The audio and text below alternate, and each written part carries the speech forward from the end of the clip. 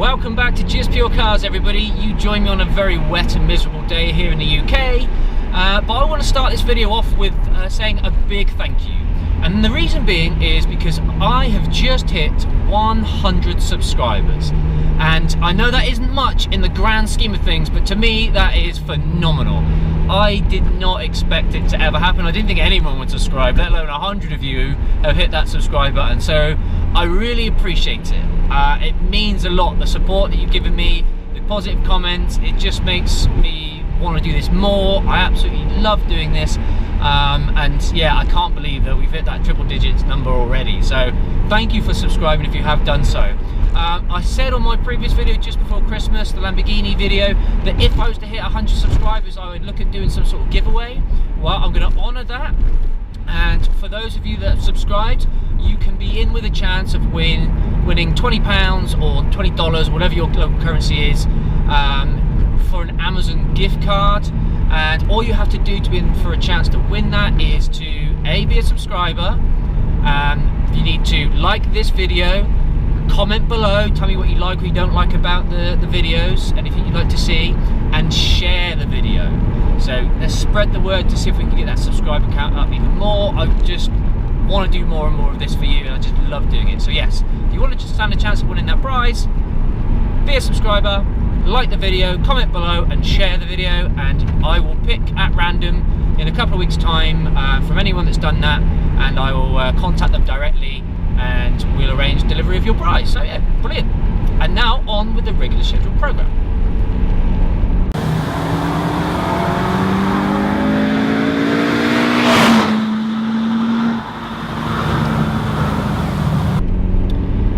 Okay, so I've been living with the Type R for a few months now, and I thought it was about time I gave you an update on what my thoughts were about this car. And as you can probably tell from the title below, these are the 5 things that I both love and hate about the Type R. And the reason I've done love and hate is because I realised that all the things that I didn't like, I equally loved them in equal measure. So I thought it's the only way to do it.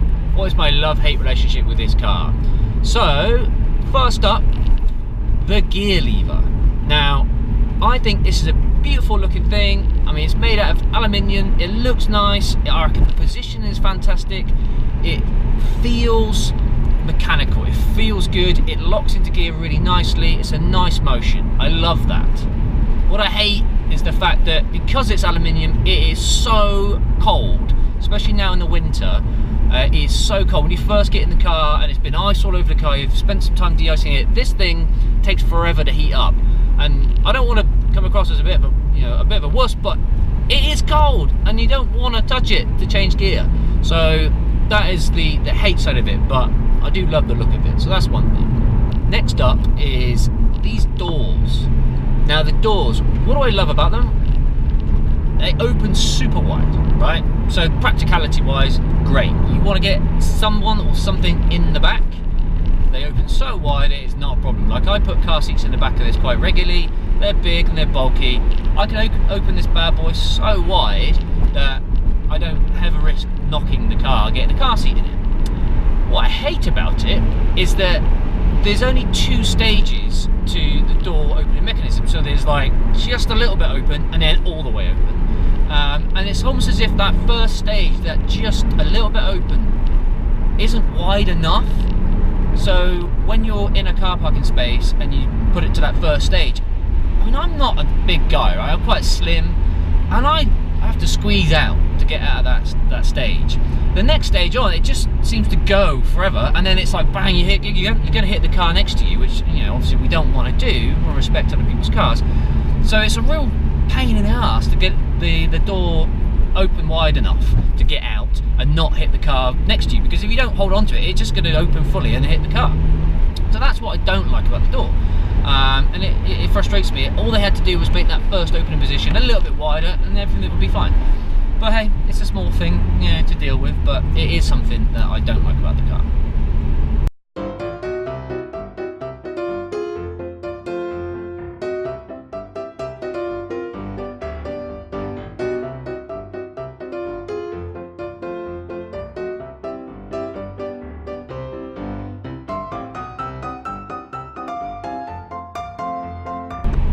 Next up are these seats. Now, I've said several times on video before, I love these seats. I think they look awesome. I think, you know, the bucket racing style with these little holes, just, it looks brilliant. The red on black, just, again, love it.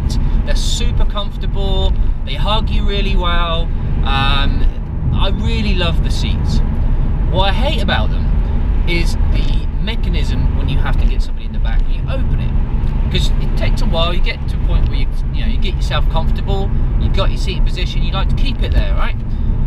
But this thing, as soon as you pull that lever up and you let somebody in the back, it forgets everything of where it was, and it just reverts back to fully upright and as close as possible to the steering wheel, or as far back as possible. There just seems to be no rhyme or reason to it. So every time I get somebody in the back, I have to spend another 5 minutes adjusting the seat to get it back to where I had it. And you can guarantee it's never quite the same. So every time you're readjusting your position within the seat. And that's a bit of a frustration. Again, it's not the end of the world, but it's just annoying, because I'm pretty sure I've been in cars which have these, you know, standard mechanical opening, leaning seats, which have some sort of memory on it, so they sort of lock back into at least the rake that it was at before. But anyway, that's something I don't like about the seats.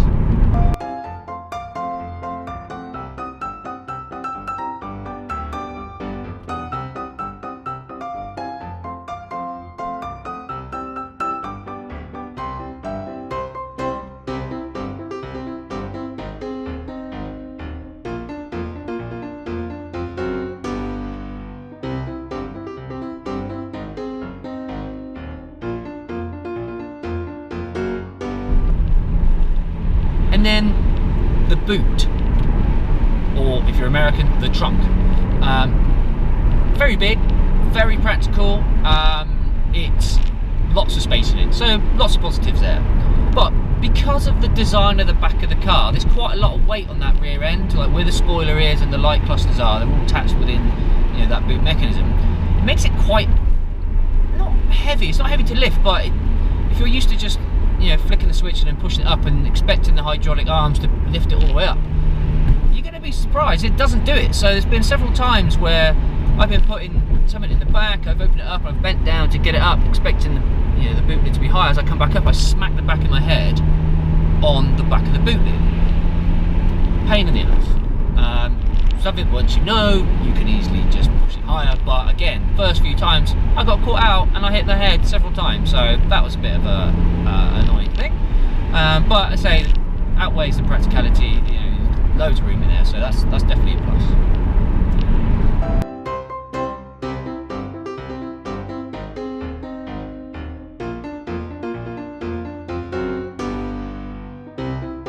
And then finally, what do I love most about this car? Well, it's the engine.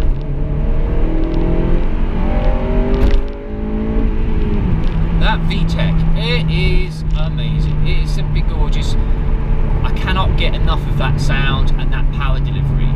I absolutely love it, and I think any enthusiast out there knows the VTEC engine is something to be cherished.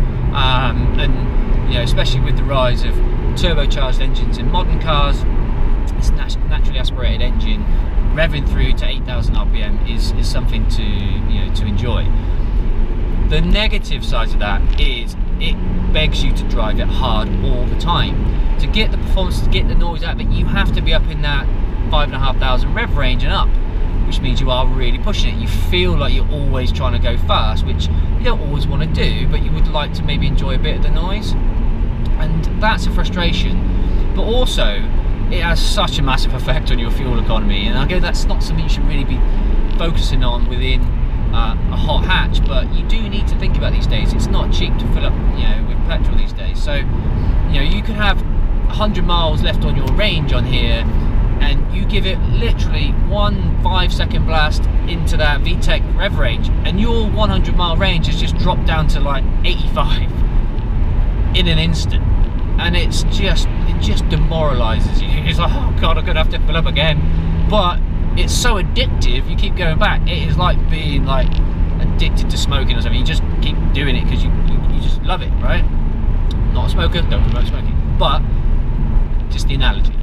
And that is what I love and hate about this VTEC engine. I love to drive it, I love to enjoy it, but sometimes you want to just poodle around town not driving hard, but still get some of that noise. And there are cars out there which you do get a little bit of fun from the engine, from the noise, exhaust note.